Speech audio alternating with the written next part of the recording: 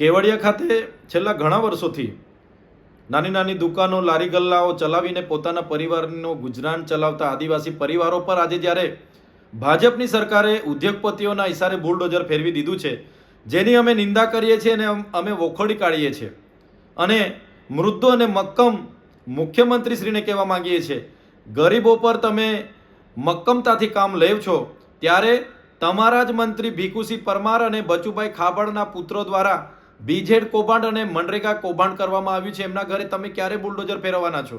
સાથે સાથે અમે ભાજપની સરકારને કહેવા માંગીએ છીએ, આ એ સ્થાનિક લોકો છે જેમણે નર્મદા પરિયોજનામાં પોતાની જમીનો ગુમાવી છે, પોતે સમાજ સંસ્કૃતિ અને ગામ સાથે છીનભીન થઈને અહીંયા વસેલા લોકો છે અને તમારા સ્ટેચ્યુ ઓફ યુનિટીના લોકાર્પણમાં તમારા દેશના વડાપ્રધાને રોજગારી સ્થાનિકોને મળશે એવી મોટી મોટી ભાંગા ફોજદારી અહીંયા કરી હતી.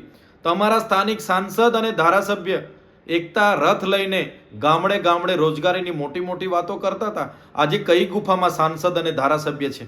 કેમ બોલતા નથી? સ્થાનિકોના પ્રતિનિધિત્વ કરવા માટે તમને ચૂંટેલા છે.